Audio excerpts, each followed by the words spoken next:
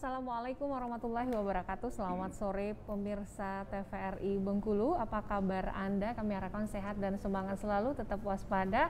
Namun kita juga tetap semangat melaksanakan segala aktivitas kita hingga hari ini. Jumpa lagi dalam Dialog Publik untuk edisi Rabu 15 Juli 2020. Tema kita masih seputar bagaimana kita bisa bersama-sama memutus mata rantai COVID-19 terutama untuk wilayah Kota Bengkulu. Pemirsa, nanti untuk tema ini Anda akan kami undang untuk berinteraksi secara langsung dengan kedua narasumber kami yang sudah hadir di 0736215541. 0736215541 untuk membahas upaya memutus mata rantai COVID-19 yang kita harapkan segera terputus, segera berakhir begitu ya. Kita bisa hidup normal kembali begitu. Nah, untuk membahas ini sudah hadir dua narasumber kami di studio TVRI Bengkulu. Ada Bapak Murlin Hanizar, beliau adalah Kasatpol PP Provinsi Bengkulu. Selamat sore Pak Murlin. Selamat sore Mbak. Sibuk selalu nih biasanya teman-teman dari Pol PP ini ya Pak ya, Pak Murlin ya. Ya begitulah, memang sudah tugas kita ya. Tugas ya Pak ya untuk mendampingi, mengamankan masyarakat ya untuk setiap kondisi termasuk pemutusan mata rantai COVID-19. Hadir juga di studio kami Bapak Imam Hanuji. Ini tokoh agama sekaligus juga tokoh masyarakat. Hari ini mewakili masyarakat dulu Pak ya. Yes, Ketua RW 1 Bentiring. Selamat sore. Assalamualaikum Pak Imam. Selamat sore. Assalamualaikum. Waalaikumsalam warahmatullahi wabarakatuh. Sehat Pak? Alhamdulillah. Kondisi masyarakat di Bentiring aman terkendali Pak? Insya Allah sampai sekarang aman terkendali dan terus berupaya untuk memberikan kontribusi kepada pemerintah dalam rangka memutuskan mata rantai COVID. Insya Allah terputus ya Pak ya. Oke, kita berbicara tentang memutus mata rantai COVID-19 hingga saat ini Indonesia terutama ini masih terus bertambah. Namun kita harapkan dengan segala daya upaya dan sumbangsi dari masyarakat yang diberikan imbauan ini bisa segera terputus. Nah, boleh dulu mungkin sedikit menjelaskan Pak Murlin informasinya tentang persebaran COVID-19 terutama di wilayah Provinsi Bengkulu ini seperti apa Pak? Gambarannya mungkin terkendalikah atau pergerakannya tetap ada begitu? Dalam kondisi apa Pak Murlin? Baik, selamat sore. Assalamualaikum warahmatullahi wabarakatuh. Selamat sore para pemirsa televisi Republik Indonesia khususnya di Bengkulu ya ataupun di mana saja dapat menjangkau siaran ini. Baik, saya akan mencoba menyampaikan informasi terkait yang ditanyakan Mbak Elsi tadi. Mungkin itu kurang tepat domain saya, ya, karena memang di dalam menjelaskan itu tentunya kewenangan dari gugus tugas, tetapi tidak apa. Tadi pagi kita melaksanakan webinar ya terkait dengan COVID juga di Korem 041 Garuda Emas Bengkulu yang juga dibuka langsung oleh Bapak Pangdam melalui virtual. Didapatkan informasi yang disampaikan oleh Pak Sekda, Kepala Dinas Kesehatan Provinsi Bengkulu. Ya. Saat ini di Bengkulu ada 5 kabupaten yang dikategorikan zona hijau. Namun secara umum Provinsi Bengkulu itu kuning ya. Nah hari ini juga ada penambahan informasinya kalau tidak salah ada 2 kasus positif. 2 kasus positif. Jadi kalau tidak salah tadi ada 170 mungkin dengan hari ini mungkin ya. Tapi angka sembuh kita juga sudah di atas 100. Dari angka itu kalau tidak salah banyak juga yang melakukan isolasi mandiri dan ada juga yang dirawat. Intinya pasien yang meninggal itu ada penyakit yang menyertai ya.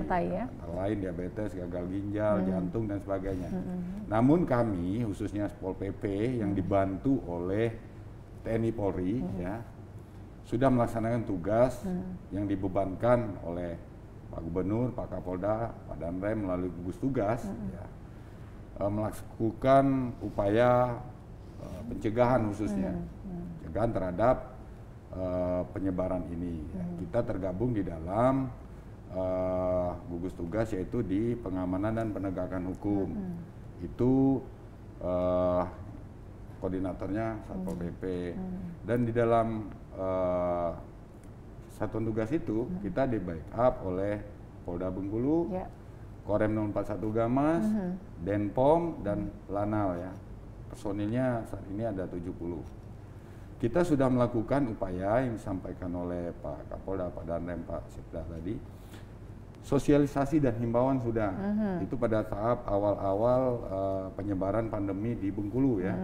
Sudah berbulan-bulan, bahkan sampai sekarang pun selalu dilakukan ya? Sosialisasi himbauan kepada masyarakat untuk mematuhi protokol kesehatan. Dulu sebelum maklumat Pak Kapolri dicabut, kita membubarkan apabila ada keramaian, apalagi pada saat itu masyarakat tidak menggunakan masker, ya. Itu jelas. Nah, sekarang pun dengan adanya dicabut maklumat oleh Pak Kapolri, tetapi di dalam 5 butir itu tetap ada perintah. Di antaranya bahwa semua aktivitas itu wajib mematuhi protokol kesehatan. Ada 3M, ya. Menjaga jarak, ya.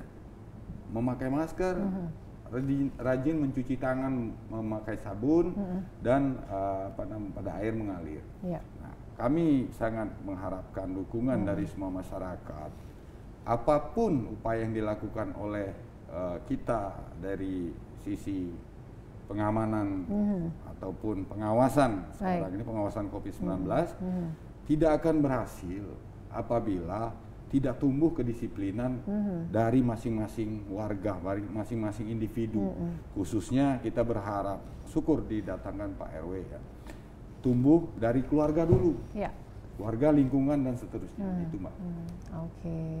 Jadi himbauan, semacam sosialisasi himbauan sudah tidak henti-hentinya dilakukan dari sejak awal pandemi ini terjadi hingga saat ini. Nanti saya akan tanya seperti apa sih Pak respon masyarakat sejauh ini, begitu kan ya? Apakah masih ada yang antipati seperti awal-awal pandemi ini, begitu kan? Atau sudah cukup baik pemahamannya? Namun nanti saya ke Pak Ketua RW 1 Bentiring, Bapak Imam Hanuji. Ini kan gugus tugas kan sampai ke kelurahan, kalau di kabupaten itu di desa, begitu ya Pak ya. Kalau di Bentiring sendiri seperti apa Pak gambarannya Pak? Nah, tanggap COVID ini ya. Pertama sapa dulu para pemirsa. Assalamualaikum warahmatullahi wabarakatuh. Waalaikumsalam warahmatullahi wabarakatuh. Selamat sore warga Kota Bengkulu, Provinsi Bengkulu, para pemirsa penonton TVRI Bengkulu. Mewakili masyarakat lah. Ya. Walaupun tidak bisa direpresentatifkan sebagai wakil masyarakat secara keseluruhan. Tapi paling tidak di tingkat RT RW itu bisa menjadi miniatur apa sesungguhnya yang terjadi pada pola penanganan COVID-19 itu, begitu. Nah, memang sangat disayangkan bahwa betul kata Pak Satpol PP tadi bahwa upaya yang dilakukan pemerintah itu tidak akan maksimal hasilnya ketika tidak ada peran serta dan kontribusi masyarakat di tingkat terbawah. Karena mereka lah sesungguhnya para pelaku utama dalam pemutus mata rantai itu. Nah, kalau di kelurahan sesungguhnya ketika dikatakan antara ada dan tiada.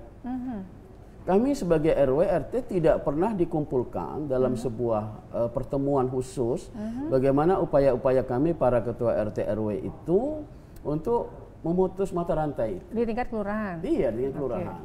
Maka jika lelah memungkinkan kami mewakili warga, tim gugus penanganan percepatan penyebaran COVID itu jangan hanya batas kota, hanya batas kota. Kami belum pernah dikumpulkan RT RW di kecamatan umpamanya.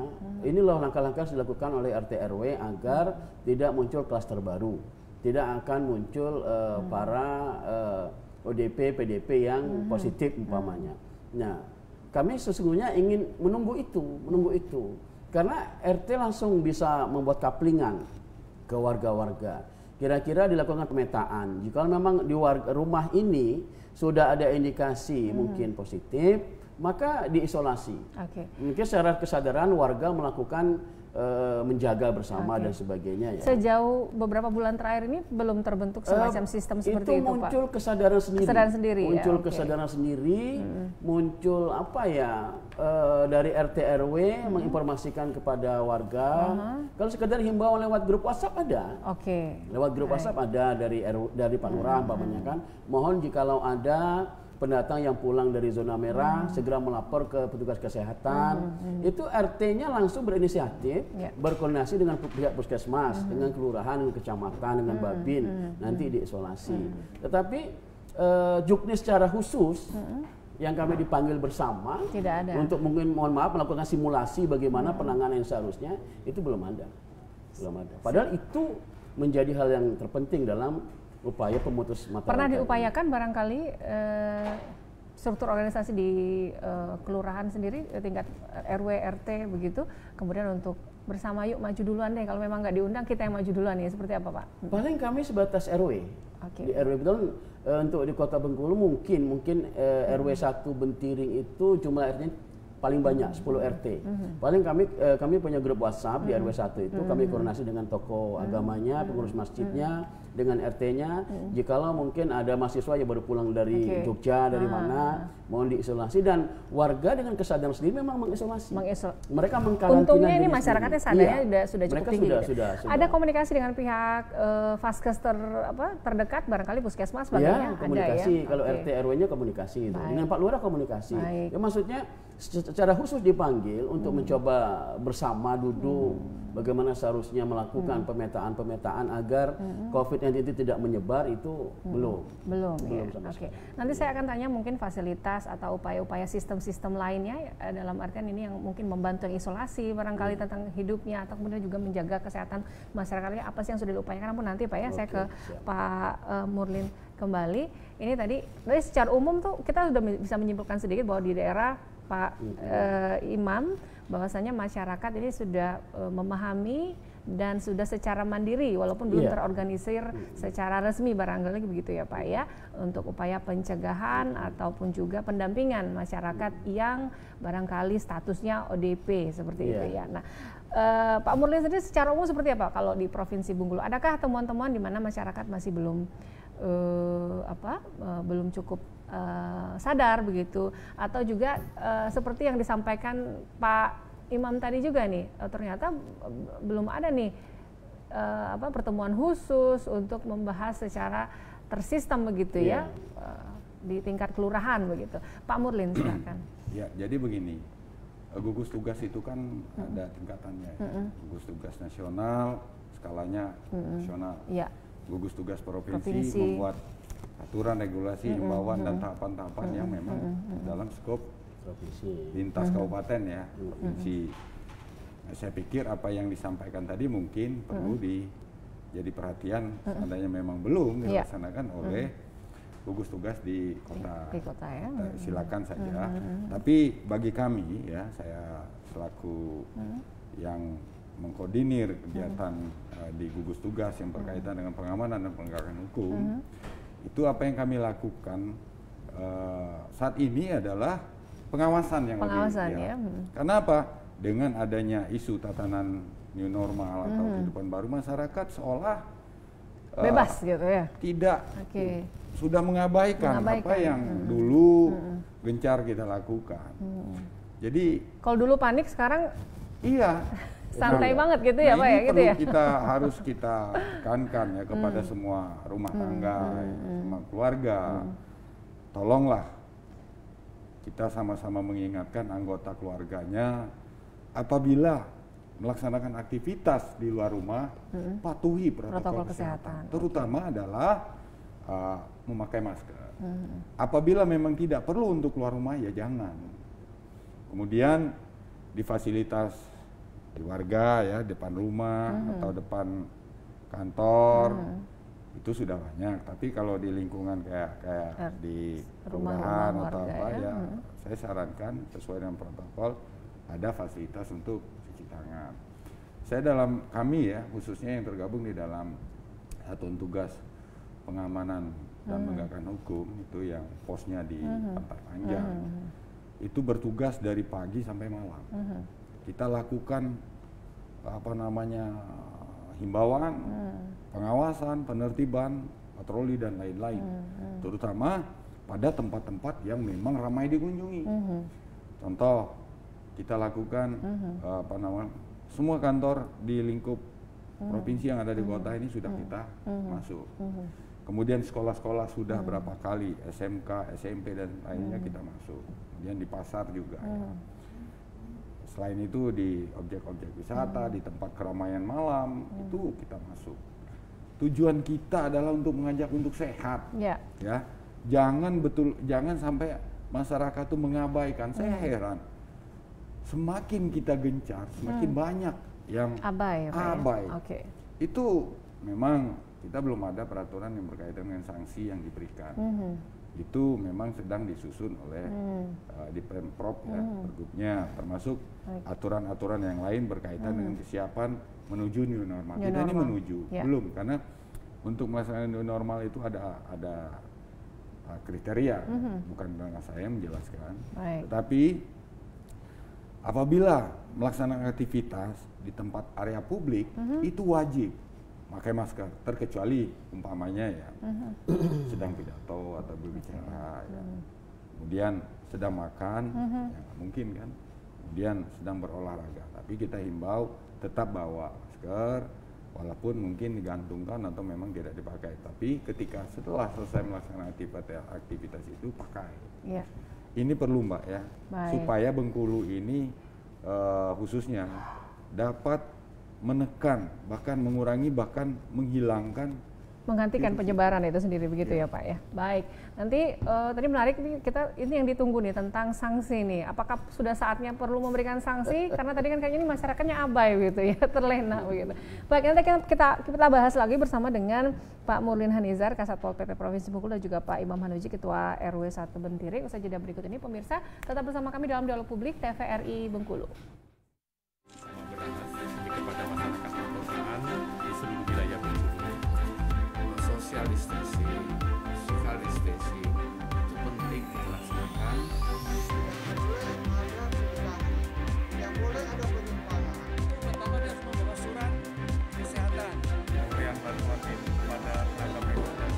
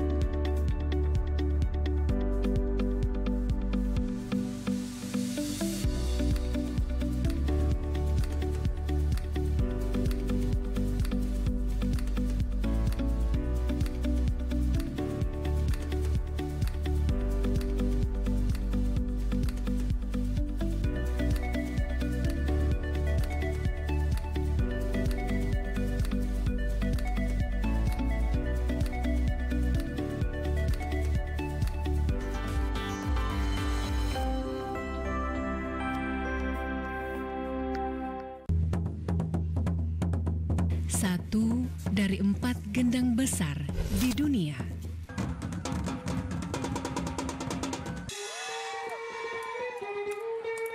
Gendang besar tanpa resonator.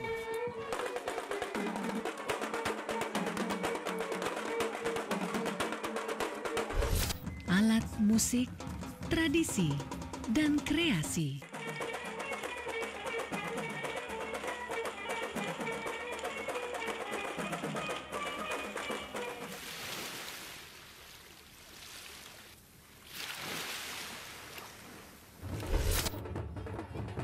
Bicara alat musik Bengkulu, bicara dol, tradisi, kearifan, bicara dol, bicara Bengkulu.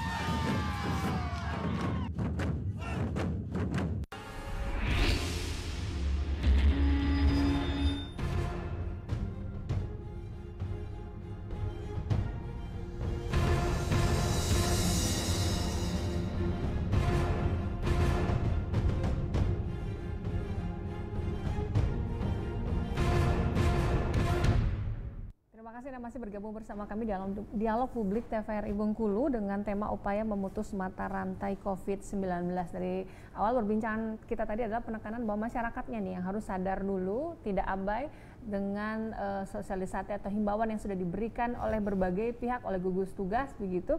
bahkan juga tanpa mendengarkan himbauan, ini informasinya banyak loh gitu ya, dari media massa, dari internet dan sebagainya. Jadi tidak kurang-kurang informasi yang didapatkan, tinggal kitanya saja di masyarakat mengambil sikap untuk mematuhi protokol kesehatan ketika sedang beraktivitas di luar rumah, bahkan udah pulang ke rumah dari luar ketemu anak dan sebagainya juga harus tetap menjaga gitu.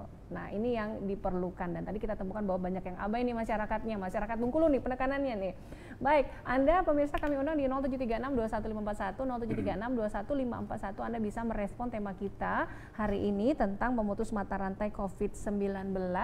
Bagaimana kemudian memberikan solusi barangkali begitu, anjuran atau kondisi-kondisi tertentu yang boleh dilaporkan di sini, boleh di 0736 21541 dalam konteks memutus mata rantai COVID-19. Saya ke Pak Imam Hanuji sembari menanti pemirsa merespon dialog kita. Jadi tadi sebelum ke Pak Murlin saya bertanya tentang, kan tadi ini mandiri Pak ya, nah upaya-upaya mungkin hal-hal yang diinovasi oleh teman-teman di RW, adapun juga di RT di bawah RW Bapak, di Bentiring itu seperti apa gitu? Oke. Gini, ketika mencuat informasi bahwa Provinsi Bengkulu zona merah, itu warga dan para RT atau masyarakat itu sudah mengambil inisiatif ya. Contoh, mereka secara gotong royong membuat disinfektan itu, yang cairan itu ya. Mereka buat ada tetmon, itu warga nyumbang. Tetmonnya, ada nyumbang mobil, pakai semprotan untuk nyuci motor itu ya. Keliling mereka komplek, disemprot itu. Dan semua itu biaya swadaya masyarakat. Mandiri ya Pak ya. Kemudian mereka dengan sukacita membersihkan masjid, menggulung sejadah, kemudian menyiapkan cuci tangan dengan hand sanitizer, dengan sabun dan air mengalir. Saya pikir ini upaya-upaya yang sudah dilakukan oleh warga. Kemudian para RT, para tokoh masyarakat ketika ada pendatang yang baru masuk, itu segera melapor kepada RT, RT kepada Babinsa, kelurahan dan seterusnya begitu. Saya pikir itu sudah menjadi sebuah inisiatif yang luar biasa. Hanya sayangnya, mungkin juga nih Pak Satpol PP, ada kekecewaan di warga, kekecewaan di warga yang itu sering kami bicarakan di teman-teman ketika berkumpul dialog secara sederhana di warung kopi, gitu ya. Kecewanya begini, memang betul salah satu hal tersulit budaya kita orang Indonesia itu kan disiplin. Contoh saja di lampu lalu lintas, gitu ya. Kenapa di bank-bank itu sampai mengambil nomor antri? Karena kita tidak disiplin.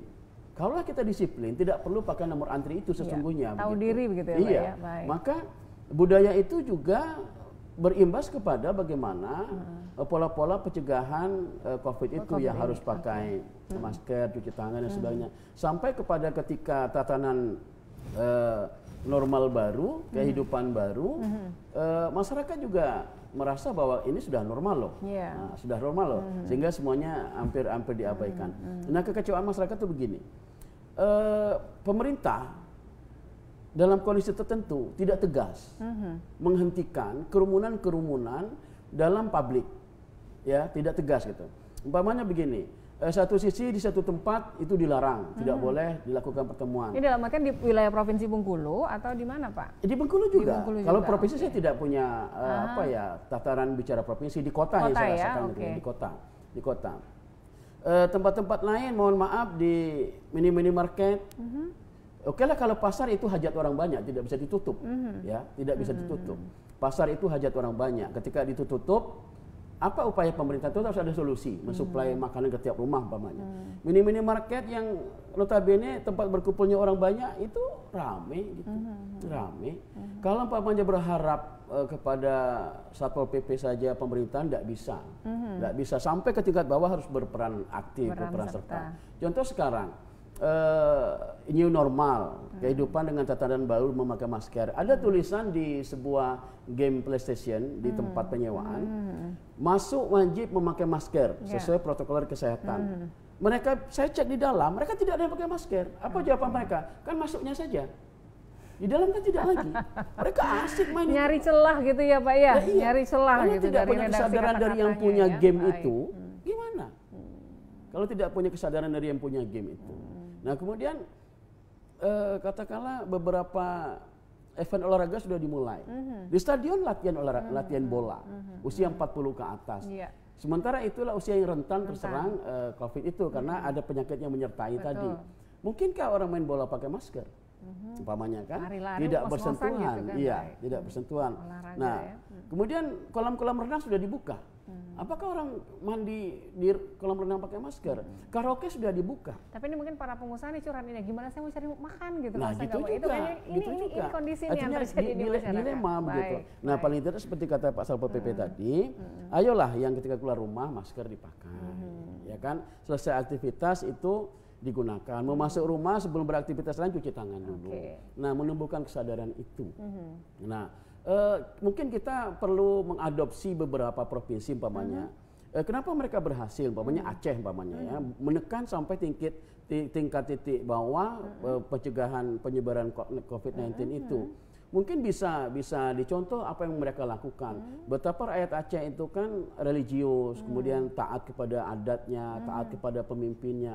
Nah, seharusnya pemerintah tentu ketua adat, ketua RW, ketua RT di bawah binaan kelurahan diundang bersama di kantor camat, Pak Camat yang memberikan arahan. Saya pikir kalau itu dilakukan, insya Allah. Ini kan berkumpul juga, ini banyak rame dong Pak. Ya tentu dengan standar Protokol COVID kesehatan, protokol ya, dilakukan, baik, pamannya baik. jarak duduknya, Siap. pakai masker begitu ya dan sebagainya. Karena kalau virtual ya tidak semua kita bisa menggunakan aplikasi Belum semuanya virtual. update begitu ya, Iya. mahir Dan itu butuh menggunakan, dana, butuh kuota teknologi itu informasi. gitu. Jadi Baik. standar COVID dilakukan Baik, banyak kan di baik. lapangan gitu. Jadi artinya sebenarnya tadi kekecewaan pada pemerintah, tapi mungkin masyarakatnya juga itu tadi kemandiriannya, kesadarannya belum Iya. nih gitu. Pemilik usaha juga belum. Jadi sama-sama nih sebenarnya. Coba Kalau semuanya ke Pantai Panjang sekarang sore ini. baik. Ke mall-mall. Oh, ramainya udah Insya Allah sebenarnya ya.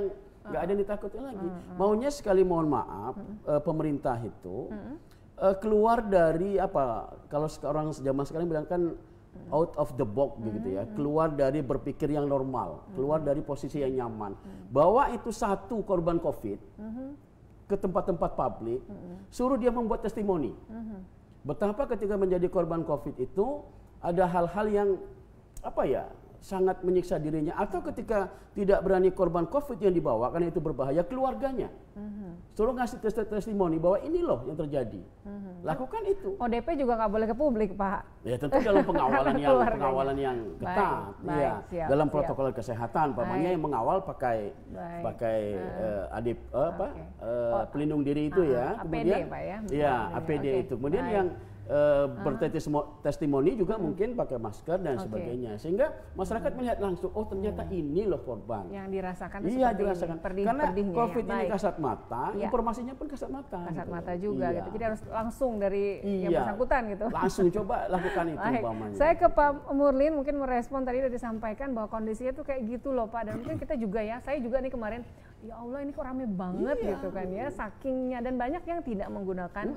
Nah, atau mungkinkah saat ini saatnya itu menetapkan sebuah sanksi gitu Pak, apa sudah saatnya begitu ya, agar efek jerahnya benar-benar terasa di masyarakat, Pak Murlin? Jadi begini, kalau urusan peraturan itu sedang disusun. Baik. Semestinya juga di ranah setiap kabupaten kota silakan untuk membuat aturan. Pak Gub juga sedang menyusun, tadi disampaikan untuk aturan yang lebih luas lagi, salah satunya ada sanksi. Tapi kami dari gugus tugas ya, khususnya yang tergabung di Satgas, sudah sangat sering melakukan sanksi sosial. Sanksi sosial. Sanksi Pembubaran yang gitu, untuk Pak, ya? membuat efek jerah. Ya. Ada yang membandel, melawan petugas, ada yang membahayakan petugas ketika kita lakukan checkpoint, razia, penertiban. Mereka tidak mau Nanti diberhentikan. dituduh lagi Pol PP kasar gitu Pak ya kalau. Ya. Jadi dengan TNI Polri mereka tidak mau dihentikan. Siap. Tapi kita lakukan terus. Ada yang disuruh menyanyi lagu untuk Seneng dong mereka Pak. nyanyi lagu Indonesia Raya, ada yang suruh push up dan lain-lain. Itu sebenarnya supaya mereka itu merasa, wah, saya malu. Saya tidak enak dibuat seperti ini, supaya ada efek jerah. Ada pro kontra. Kenapa? Apa dasar hukumnya? Kami tetap menjalankan itu. Kenapa? Kita sudah tahu ancaman dan dampak dari corona ini lebih bahaya dari perang. Betul. Dari perang, kalau perang kan kelihatan. Iya. Ini dampak ekonomi, dampak kesehatan, bahkan kehilangan jiwa. Saya katakan, kalau Anda protes, kenapa kami melakukan sanksi? kalau saya datangkan atau ketemu orang yang positif COVID ya, berhadapan dengan Anda tanpa masker, bagaimana perasaan Anda? Dengan ada pernah kontak saja padahal belum tentu. Belum tentu, benar. Itu kita sudah gelisah ya. Betul. Nah, inilah memang setiap yang kami lakukan banyak yang pro dan ada tetap yang kontra. Karena yang kontra ini mungkin menganggap corona COVID ini tidak berbahaya.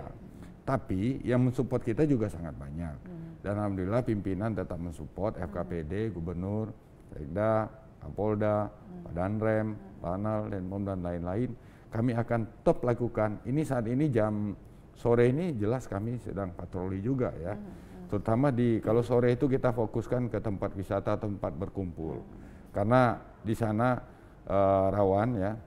Termasuk juga di Pantai Jakat banyak yang mandi sudah kami datangi. Saya berharap betul dukungan, kesadaran, kedisiplinan dari setiap warga. Marilah kita, kapan lagi kita membela negara ini adalah salah satunya dengan menjaga kedisiplinan. Kalau sayang dengan keluarga, sayang dengan negara, sayang dengan daerah, coba kita lakukan disiplin dari masing-masing warga. Supaya kita bisa memutus. Kalau tidak, apa yang dilakukan oleh pemerintah itu akan sulit terwujud dalam waktu cepat. Ya. Mungkin itu, Mbak. Baik, namun tetap tidak putus-putusnya kita harus optimis begitu ya Pak ya, tetap untuk kita lakukan terus mata rantai COVID-19 ini. Kita akan jeda sejenak untuk beberapa informasi berikut ini. Pemirsa tetap bersama kami dalam Dialog Publik TVRI Bengkulu.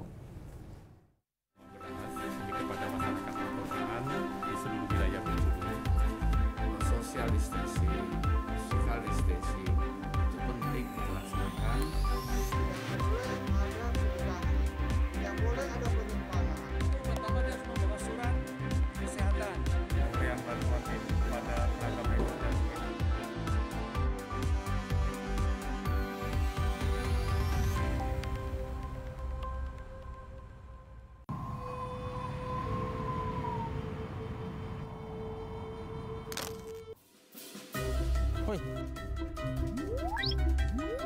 Woi, di sana segalanya. Dah usahlah ngambil sampah tu.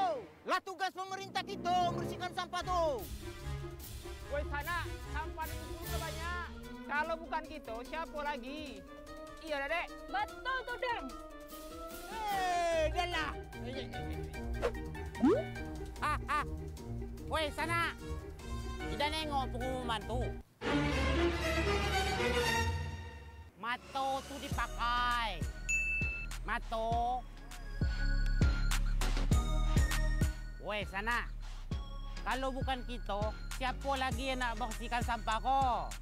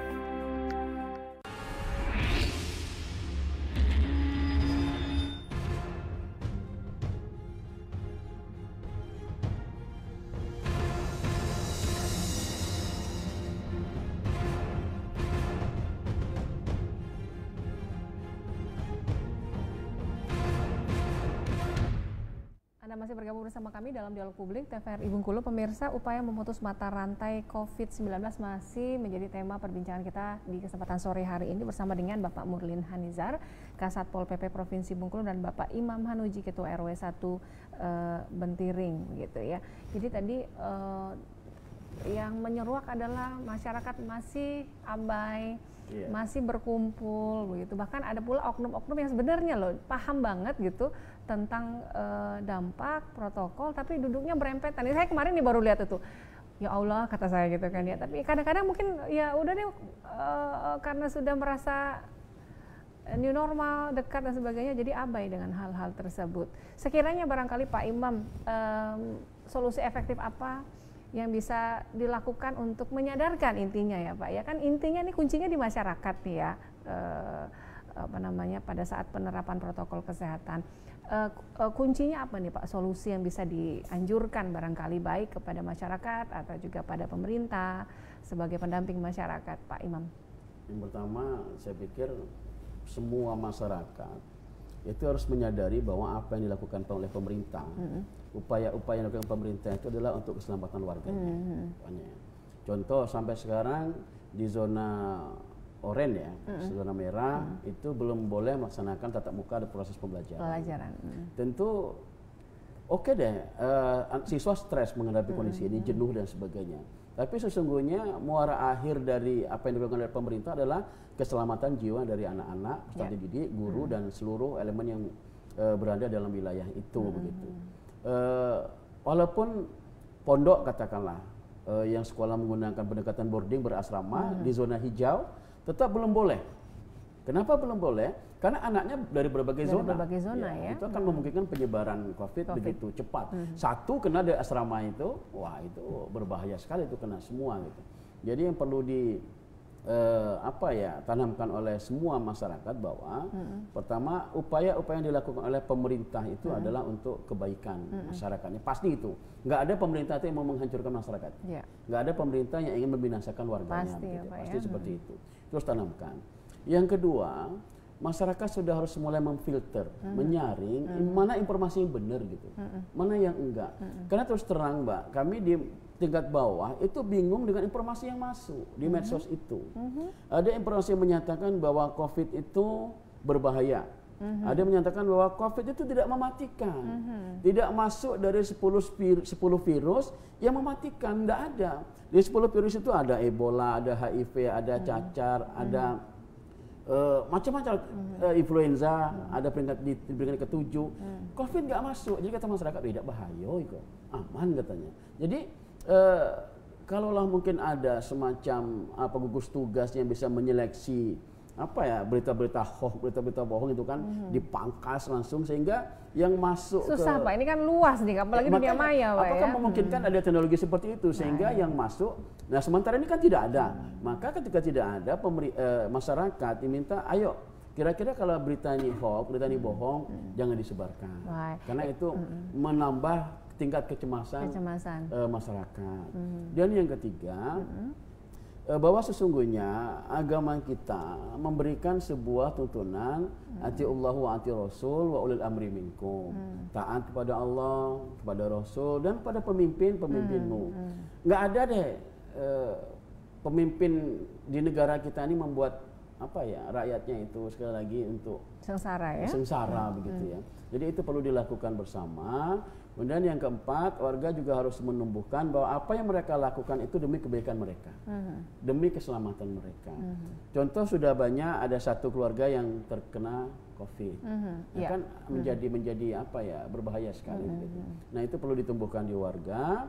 Mudah-mudahan dengan cara seperti itu, tatanan baru berperilaku menggunakan masker, cuci tangan, jaga jarak, itu menjadi hal-hal yang sudah seharusnya dilakukan tanpa harus ada instruksi lagi. Karena seperti kata Pak Satpol PP tadi, tanpa harus ada sanksi sebenarnya. Tanpa harus ada sanksi seharusnya. Kan manusia nih kan. Pemerintah kan sudah lama sejak awal ini memberikan sosialisasi lewat media, lewat pamflet, lewat spanduk, lewat apa gitu, udah luar biasa. Nah tinggal di masyarakatnya saja, gitu Mbak. Oke. Baik, kalau masalah hoax tadi tinggal mungkin dari tokoh-tokoh masyarakat ini bagaimana membedakan berita-berita hoax gitu ya, berita-berita yang valid begitu. Pak Murlin kembali nih Pak. Kalau saya mau nanya, ini personil ada berapa Pak Murlin? Yang di mana? Dari provinsi sendiri. Jadi gini, kita khusus di pengamanan ini kita dibantu TNI Polri itu ada 70-an personil. Total semuanya hanya 70 ya? 70 yang di Satgas itu. Di Satgas itu ya. Jadi itu bertugas dari Polda, Korem, dari Lanal Bengkulu, Denpom, dan Pol PP. Jadi setiap hari itu sampai malam khusus menangani itu. Di luar itu ya ada juga ya unit masing-masing kan ada dari Polda terus sampai ke Polsek, Babin, Kamtipmas, Babinsa dan sebagainya. Itu tapi khusus di gugus tugas itu ya kita lakukan dan ini disupport betul oleh gugus tugas kita, Pak Gubernur, Pak Danrem, Pak Kapolda, Pak Danlanal, dan Denpom mensupport. Kenapa? Tentunya kalau kita melaksanakan sendiri mungkin sangat berat ya. Oke, dengan personel yang terbatas ya Pak ya. Dan juga kewenangan dan lain-lain. Hanya saja dalam kesempatan ini kami betul-betul mengharapkan kesadaran, kedisiplinan dari masing-masing warga di Bengkulu, baik itu warga masyarakat, pelaku usaha, ayolah, marilah kita tumbuhkan kedisiplinan itu untuk memutus mata rantai COVID-19 ini. Kita terima dulu di line telepon sudah ada bergabung. Halo, selamat sore. Selamat sore.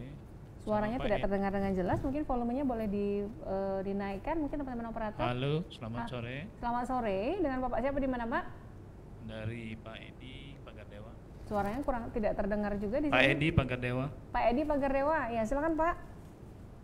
Saya mau nanya nih sama Pak Kasat. Dekat dikit Pak dengan teleponnya Pak. Mau tanya dengan Pak Kasat Pol PP. Iya, silakan Pak. Pak Morlim. Pak Morlim. Kalau kami sebagai masyarakat biasa, ini tindak lanjut dari Pol PP dan Polri TNI untuk terus-menerus melakukan razia masker. Kami menyayangkan sekarang ini setelah ada bakalan new normal.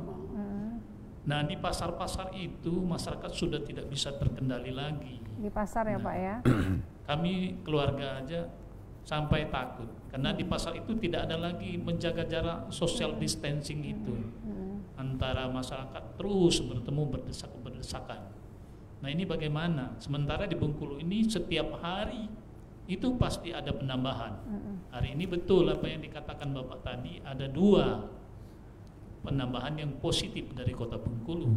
Nah, bagaimana ini Pak kira-kira di pasar? Pertama, pasar tradisional seperti Panorama itu sudah ada klaster. Mungkin juga pasar Minggu dan berikutnya lagi mungkin di Borokoto. Baik. Nah, itu aja. Terima kasih. Terima kasih Pak Edi ya. Jadi saya teringat juga nih Pak, pas ke lapangan ini ada ibu-ibu yang berbelanja ketemu dengan yang menjual sayuran. Wah, tidak ada lagi sekarang kok COVID lah hilang gitu kan. Jadi kadang-kadang memang informasi itu kadang-kadang terputus gitu, walaupun sudah tidak kurang-kurang ya informasi yang disampaikan dan pemahamannya mungkin masih separuh gitu kan. Dan kondisi yang disampaikan Pak Edi tadi mungkin boleh direspon Pak Murlin. Terima kasih Pak Edi dari Pagardewa. Baik, kami dari Satgas ya, gugus tugas provinsi, itu sudah berulang kali masuk ke area pasar Panorama siang dan malam. Siang dan malam. Begitupun pasar Minggu, pasar Bentiring. Ya. Soal penataan pasar itu memang bukan kewenangan provinsi, bukan kami mengelak ya. Tentunya itu ada kewenangan di kota. Ya silakan saja, mudah-mudahan kawan-kawan Pak Wali Kota ataupun Dinas Perdagangan Dinas Pasar di kota mendengar ya Satpol PP-nya. Tapi kami dari provinsi sudah berulang kali masuk sana, Pak Gubernur, dan bagi masker dan lain-lain. Bahkan pada saat bakti sosial HUT Bayangkara ya, itu Pak Kapolda bikin rapid test ya dengan Dinkes provinsi ya, disupport oleh Pemprov.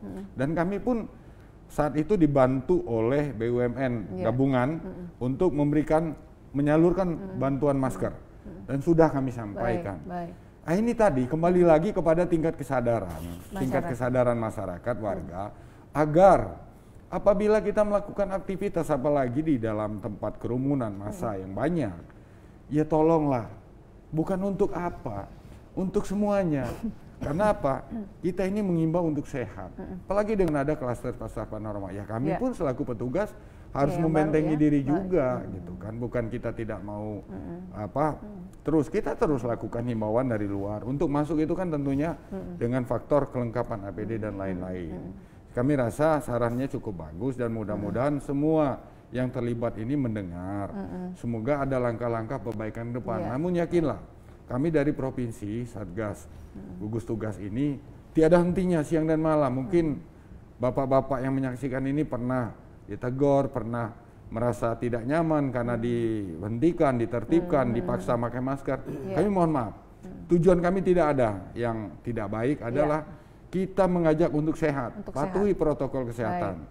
Demi apa? Ya itu tadi, memutus mata rantai. Gitu. Baik, tapi walaupun mungkin bukan ranah Pak Murlin, boleh nggak saya ini bertanya sedikit? Mungkin kan ini kalau di daerah Jawa Tengah itu kan ada salah satu pasar yang memang di tata letaknya memang benar-benar protokol banget gitu Pak ya, berjarak banget gitu. Kalau di provinsi di Kota Bengkulu memungkinkan nggak ya Pak ya? Nanti mohon komentarnya Pak Murlin dan juga Pak Imam Hanuji. Usaha jeda berikut ini kita akan jeda sejenak untuk beberapa informasi berikut ini.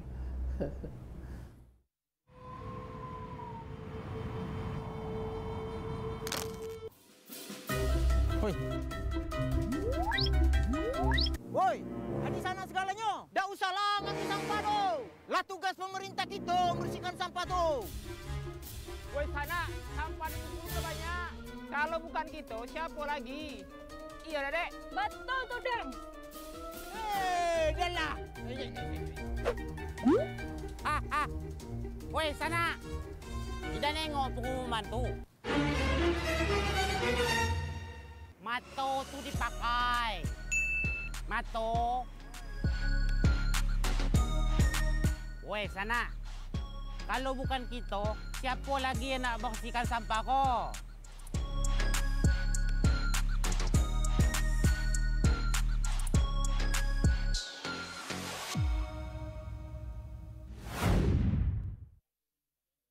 Kamu suka makan apa? Bang, makan dulu yuk. Katanya mau ikut latihan basket. Sebentar.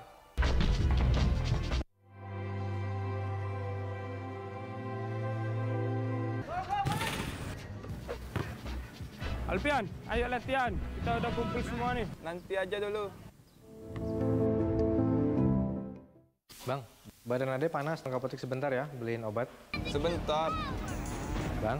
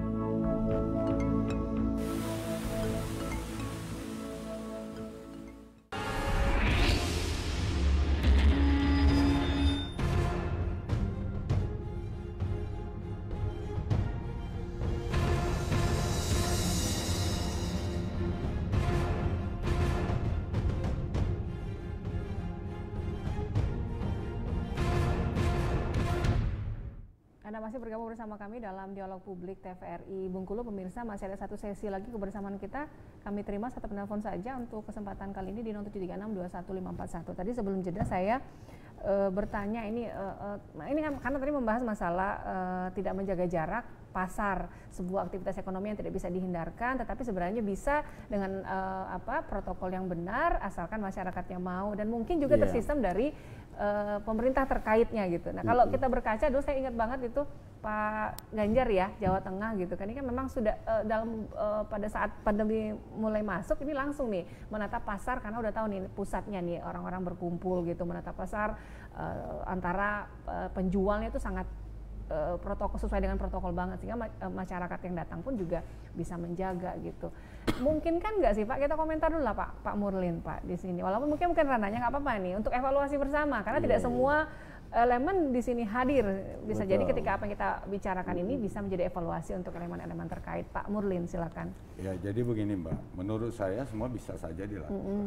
Ya. Jadi pemerintah selaku pemegang aturan, pemegang kewenangan, regulasi dan lain-lain, itu bisa saja melakukan itu. Dan saya pikir itu memang sudah harus. Sudah harus ya. Dan kami selaku gugus tugas jika dibutuhkan kita siap. Dan memang kita sudah lakukan. Perlu saya sampaikan ya, gugus tugas ini memang provinsi, tetapi lebih banyak beraktivitas itu di wilayah kota. Setiap hari itu kota saja yang kami lakukan. Belum. Ya paling pernah mengarah ke utara sekali, kemudian di perbatasan Bengkulu Utara, Bengkulu Tengah itu 3 kali lah, 3-4 kali kami main ya. Batas Luma itu juga udah sering juga ya. Cuma masuk kemana-mana karena wilayah gugus tugas itu punya kewenangan juga. Saya pikir apa yang disarankan oleh Pak Edi tadi itu perlu jadi renungan kita ya. Khususnya yang memang mempunyai otoritas untuk pengaturan itu. Saya kemarin ada ke Bengkulu Selatan, saya lihat Pasar Ampera itu sudah ditata. Sudah ditata ya Pak? Mungkin di Pasar Panorama banyak hal yang harus dilakukan, banyak tantangannya. Tetapi saya pikir ya daripada kita membiarkan sesuatu yang memang punya potensi besar, lebih baik apa salahnya coba untuk ditata. Walaupun ini kan dari dulu kan penataan Pasar Panorama selalu bermasalah, tetapi saya rasa dalam kondisi Corona COVID ini rasanya akan lebih mudah untuk menata, apalagi kalau dipimpin oleh elemen terkait, pemerintah terkait. Begitu ya Pak Imam? Komentar sedikit Pak, boleh? Kalau menata pasar di kita, ketika muncul kesadaran di masyarakat bisa, tapi kalau di masyarakat tidak muncul kesadaran sulit. Karena ketika ditata menggunakan jarak aman penyebaran COVID, akan ada orang-orang yang tidak bisa berjualan di sana. Nah, lossnya harus dikosongkan. Sementara area tanah seperti Pasar Kaget Pematang, itu kan tanah warga yang dikontrak. Mau kemana mereka yang tidak punya loss itu? Jadi akan sulit. Terpenting adalah saya pikir bagaimana memaksimalkan upaya-upaya untuk melakukan pencegahan itu, menggunakan masker umpamanya. Kemudian kota umpamanya kan punya anggaran untuk percepatan penyebaran COVID-19, punya anggaran. Bagaimana kalau anggaran itu mungkin umpamanya misalnya kita harus berani deh berpikir dari luar kenormalan begitu, dicoba. Katakanlah dana 200M umpamanya, 200M. Di Kota Bengkulu ada 1225 RT, ya kan. 50M dianggarkan untuk RT umpamanya. Dapatlah mungkin per RT itu 40 juta begitu ya. Nah, RT akan melakukan apa dengan dana ini? Dengan dana ini akan melakukan apa? Umpamanya yang punya pasar akan mengerahkan warga-warganya untuk menjadi satgas sukarela di Pasar Pematang umpamanya. Kemudian mungkin akan tumbuh karena nggak mungkin ya teman-teman Satpol PP dan gugus ini jumlahnya sedikit. Iya, terbatas. Sementara ruang publik yang ramai itu banyak. Makanya harus memberdayakan di tingkat bawah gitu. Nah, kemudian sudahkah umpamanya, karena provinsi ini kan sifatnya daripada bagi-bagi terus ya Pak ya?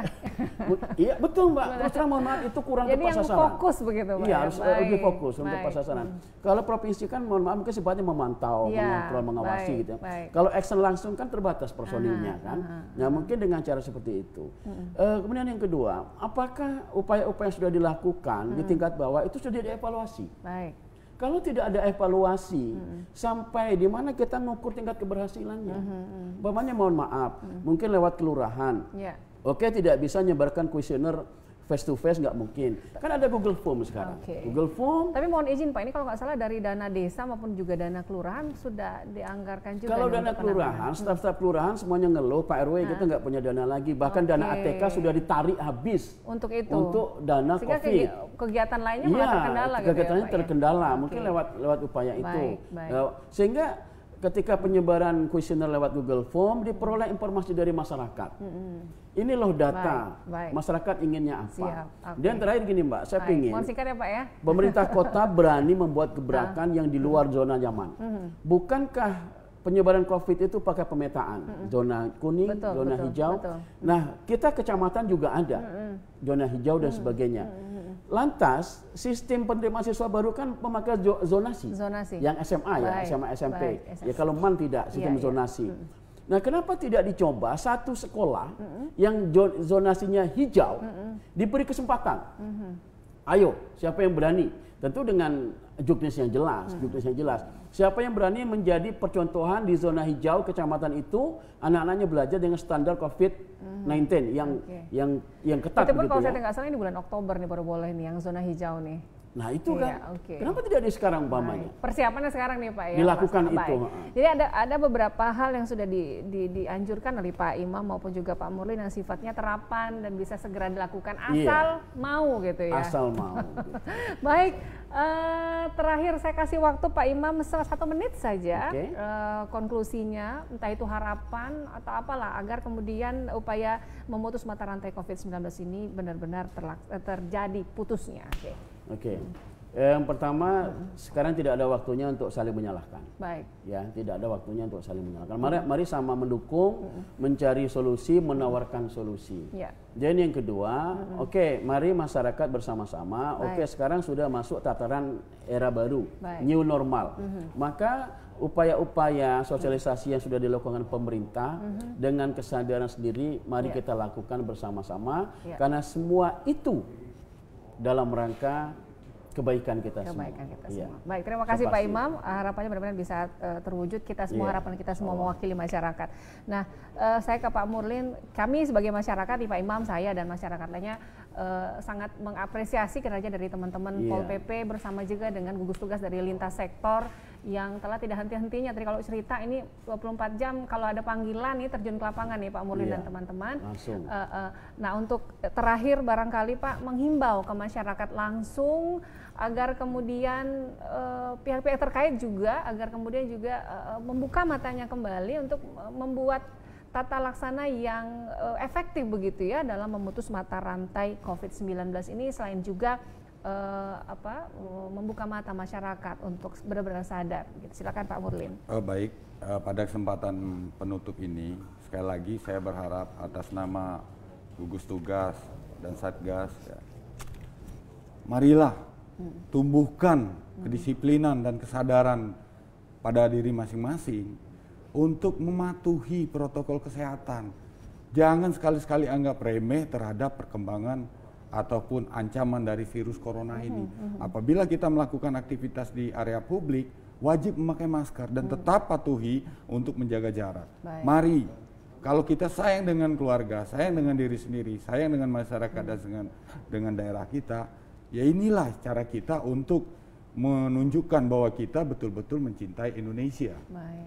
Mungkin itu Mbak. Baik, terima kasih Pak Murlin, terima kasih Pak Imam Hanuji.